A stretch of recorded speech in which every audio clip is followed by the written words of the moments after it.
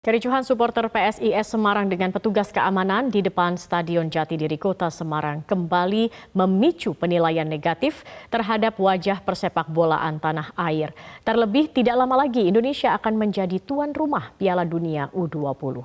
Untuk membahasnya telah bergabung bersama kami pengamat sepak bola Anton Sanjoyo. Selamat sore Bung Joy. Bung Joy, ini terjadi kembali kericuhan begitu ya Bung Joy. Apa sebenarnya yang bisa dievaluasi dari kejadian kemarin di Semarang? Ya kalau saya lihat dari timeline peristiwanya memang ini murni sebetulnya memang kerusuhan supporter yang tidak bisa memahami keputusan dari Panpel yang memutuskan bahwa pertandingan ini memang tanpa penonton. Dan tentu keputusan Panpel ini juga sudah diperhitungkan masak bersama pihak kepolisian ya. Karena dalam kasus Kanjuruhan pun sebetulnya kan ada masalah di sana dalam keputusan mengubah jadwal pertandingan dan sekarang Panpel PSIS mengatakan bahwa mereka melihat ini ada high risk, ada resiko tinggi dalam pertandingan sehingga menurut saya ini keputusannya tepat ya. Kalau misalnya mereka memang menilainya high risk, ini keputusan tepat tanpa penonton. Problemnya adalah ini penonton sudah beli tiket gitu loh, dan mereka memaksa datang padahal juga sudah diberitahu bahwa tiketnya akan diganti atau akan di-reimburse dan macam-macam. Jadi ini memang persoalan yang sangat mendasar dalam persepak bolaan nasional terkait dengan masalah supporter. Supporter kita ini tidak pernah terdidik untuk bisa mengikuti rules. Ya, karena mereka tidak terbiasa mengikuti sepak bola mulai dari grassroots. Mereka tidak pernah terbiasa belajar sportivitas. Nah, ini supporter-supporter ini memang besar dari kelompok-kelompok BON ya. Ini kan PSIS ini tim yang besar dari BON kan, dari perserikatan. Jadi mereka memang punya basis pendukung yang sangat fanatik dan itu mesti dididiknya jauh lebih keras. Nah, inilah yang tidak pernah dilakukan sebetulnya. Nah, ini tidak bisa dilakukan sendiri oleh klub, ini harus dilakukan oleh semua pihak. Pemerintah tadi Pak Ganjar mengatakan juga harus berupaya untuk ikut mendidik. Terutama kalau menurut saya ini dalam kasus supporter ini memang klub yang punya kepentingan besar. Karena Baik. kecintaan mereka kepada klub timbul fanatisme. Nah, timbul fanatisme ini kadang-kadang kebablasan. Nah, model Baik. kebablasannya lah yang sekarang terjadi pada PSIS. Kemarin pada Arema Malang ya kan yang menimbulkan 135 nyawa hilang. Sebelumnya juga ada pelemparan batu ya terhadap tim Persis kalau tidak salah oleh kelompok pendukung lain. Bung Jadi Joy. fanatisme kayak begini ini memang harus di-manage. Yang memanage harus semua stakeholder sepak bola. Ini yang harus diketahui oleh Erick Thohir dan kawan-kawan sekarang yang ada di PSSI. Baik, Bung Joy, mendidik keras supporter seperti apa? Ya karena supporter ini kan mereka dari kecil tidak pernah dibina untuk mengetahui nilai-nilai sportivitas.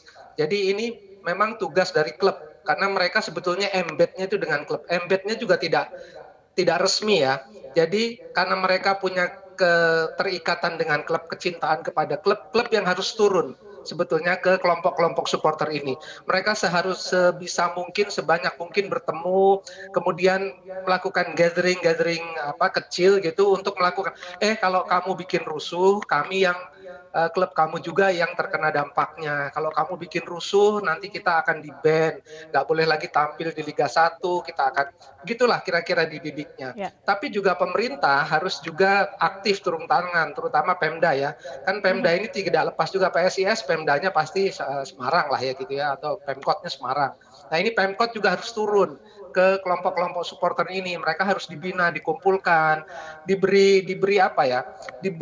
semacam course gitu ya, Oke. yang berkesinambungan untuk mengetahui bahwa nilai-nilai sepak bola tuh nggak hanya kalah menang, harus nonton gitu loh.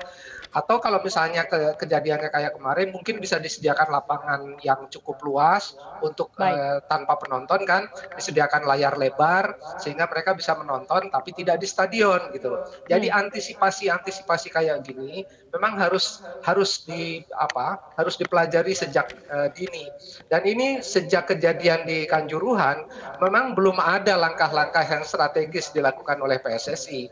Ya, PSSI zamannya Iwan Bule kan hanya kemudian melindungi diri dari supaya mereka tidak terkena dampak dari kasus Kanjuruhan, tapi lupa Oke. ketika mereka memutuskan untuk menggelar kembali liga, problem-problem yang paling substansial, terutama juga supporter dan keamanan stadion, mereka abaikan.